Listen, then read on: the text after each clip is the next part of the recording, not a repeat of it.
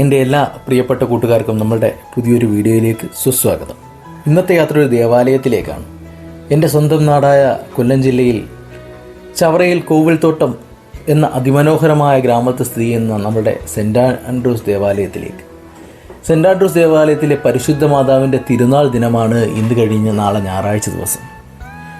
ഒരു നാടും നാട്ടുകാരും ജാതിമത ഭേദമന്യേ എല്ലാം മറന്ന് ഒന്നിച്ചൊന്നായി ആഘോഷിക്കുന്ന ഒരു തിരുനാൾ ദിനം. നോക്കുക, ഈ പള്ളിമേട വർണ്ണങ്ങളാലും അലങ്കാര ലൈറ്റുകളാലും ഇങ്ങനെ വെട്ടിത്തിളങ്ങി നിൽക്കുകയാണ്. ഈ പള്ളിമേട ഇങ്ങനെ തിളങ്ങുമ്പോഴും ഈ നാട്ടിലെ ജനങ്ങൾക്ക് ചെറിയൊരു സങ്കടമുണ്ട്. ഈ കോവിൽത്തോട്ടം എന്ന ഗ്രാമം TS കനാലിനും അറബിക്കടലിനും മധ്യയാണ് സ്ഥിതി ചെയ്യുന്നത്. ഏതാനും വർഷങ്ങൾ മുന്നേ ഈ പള്ളിയുടെ തെക്കുവശവും വടക്കുവശവും 1000-ഓളം കുടുംബങ്ങൾ ഒരേ മനസ്സോടുകൂടി ഒന്നിച്ച് അധിവസിച്ചിരുന്നൊരു ഗ്രാമം. KMML കമ്പനിയുടെ ഖനനത്തിനായി അവർ ഈ നാട്ടിലെ ജനങ്ങളെ കുടിയൊഴിപ്പിക്കുകയും അവർ ഈ നാട് വിട്ട് കായലിൻ്റെ കിഴക്കേക്കരയിലേക്ക് പലായനം ചെയ്യുകയും ചെയ്തു. ആ കഥയിലേക്ക് പോകാം. ദാണ്ടെ ഇതൊരു എക്സിബിഷനാണ്. ഈ തിരുനാളിനോടനുബന്ധിച്ച് ഇവിടുത്തെ കുഞ്ഞ് കലാകാരന്മാർ അവരുടെ കലവിരുതിൽ ഒരുക്കിയിരിക്കുന്ന ശില്പങ്ങളും ചിത്രങ്ങളും ഒക്കെ സമന്വയിപ്പിച്ച ഒരു എക്സിബിഷൻ.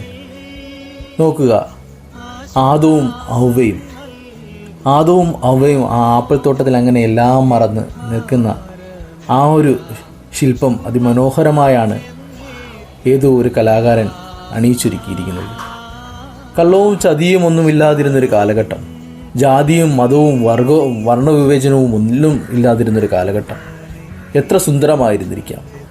അത്തരത്തിൽ നമ്മൾ ഈ കാഴ്ച കണ്ട് ദാണ്ടെ ഇവിടുന്ന് കുറച്ചുകൂടി ഒന്ന് നീങ്ങുമ്പോൾ നമുക്ക് നമ്മളുടെ വയനാടിനെ കാണാം.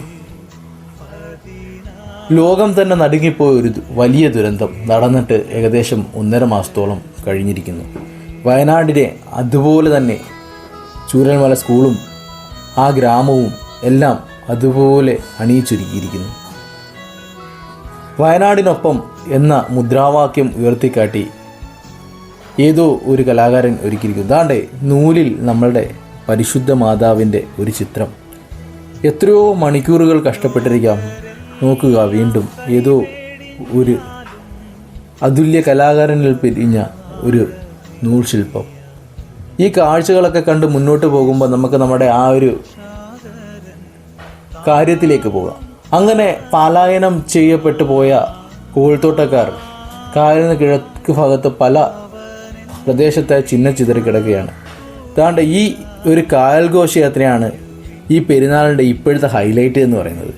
പെരുന്നാളിൻ്റെ തലേ ദിനം ആ പെരുന്നാൾ വിളംബരം വിളിച്ചോതി കായലിലൂടെ അലങ്കാര ബോട്ടുകളിലും ചെറിയ ചെറിയ വള്ളങ്ങളിലും ഒരുപാട് വർണ്ണങ്ങളാലും ലൈറ്റുകളാലും അലങ്കരിച്ച ജങ്കാറിലും വള്ളത്തിലും ചെറു ബോട്ടുകളിലുമൊക്കെ ആ പ്രദക്ഷിണം ഇങ്ങനെ TS കനാലിൻ്റെ ഓളപ്പരപ്പിലൂടെ ഒഴുകി നീങ്ങുകയാണ്.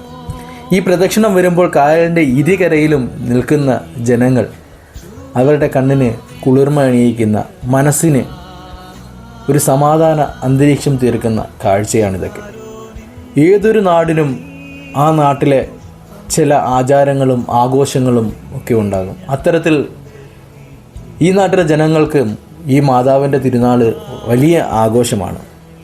ഏകദേശം ഏറെ വർഷങ്ങൾക്ക് ശേഷമാണ് ഈ ഒരു തിരുനാൾ ദിനം സ്വന്തം ജന്മനാട്ടിൽ ഇങ്ങനെ കൊണ്ടാടുവാൻ കഴിയുന്നത്. നോക്കുക, ആ വള്ളമൊക്കെ എന്ത് മനോഹരമാണെന്ന്. അത്തരത്തിൽ കുടിയൊഴിപ്പിക്കപ്പെട്ട കോവിൽത്തോട്ടംകാരുടെയും ഒരു ഒത്തുചേരൽ കൂടിയാണ് ഈ തിരുനാൾ ദിനം. ഇതൊക്കെ തന്നെ ആയാലും എല്ലാ ഞായറാഴ്ചയും കുർബാന കൂടുവാൻ കോവിൽത്തോട്ടംകാർ എല്ലാം ഈ പള്ളിമേടയിലെത്തും. അവരുടെ ചെറിയ ചെറിയ സന്തോഷങ്ങളും കഥകളും വിശേഷങ്ങളുമൊക്കെ പരസ്പരം പങ്കുവയ്ക്കും. അത്തരത്തിൽ അന്യദേശങ്ങളിലേക്ക് ജോലി തേടിപ്പോയവരും പലായനം ചെയ്തു പോയവരും വിവിധ പ്രദേശങ്ങളിൽ ജില്ലകളിൽ ജോലി ചെയ്യുന്ന കോവിൽത്തോട്ടത്തെ യുവതി യുവാക്കളൊക്കെ ഒത്തുചേരുന്നൊരു ദിനം. അവരവരുടെ പഴയകാല കഥകളും അവരുടെ വിശേഷങ്ങളുമൊക്കെ പങ്കുവയ്ക്കുന്ന ഒരു ദിനം. എൻ്റെയൊക്കെ കൊച്ചുനാളിൽ ഈ പെരുന്നാൾ എന്ന് കേൾക്കുമ്പം ആദ്യം മനസ്സിലേക്ക് വരുന്നത് കമ്പിളിമൂസായിരുന്നു. പമ്പിളിമൂസെന്നും കമ്പിളിമൂസെന്നും ഒക്കെ പറയുന്ന നമ്മുടെ വലിയ നാരങ്ങ.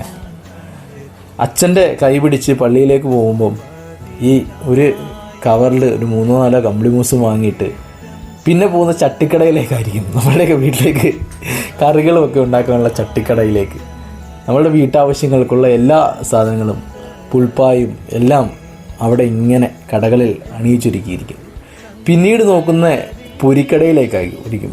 പൊരിയും ശർക്കര പുരട്ടിയും വിവിധതരം വിഭവങ്ങളുമൊക്കെ നിറഞ്ഞിരിക്കുന്ന ചെറിയ ചെറിയ കടകൾ. ഇന്ന് പലതും നാമാവശേഷമായിരിക്കുന്നു. ഇതിൽ പലതും നമ്മളിൽ നിന്ന് അന്യം നിന്ന് പോയിരിക്കുന്നു. എങ്കിലും ഈ തിരുനാൾ ദിനം ഒരുപാട് സന്തോഷം നിറഞ്ഞതാണ്. എൻ്റെ എല്ലാ പ്രിയപ്പെട്ട കൂട്ടുകാർക്കും ഹൃദയത്തിൻ്റെ ഭാഷയിൽ 1000 പെരുന്നാൾ ആശംസിച്ചുകൊണ്ട് ഈ വീഡിയോ ഞാനിവിടെ വൈൻഡപ്പ് ചെയ്യുന്നു. എല്ലാവർക്കും നന്ദി.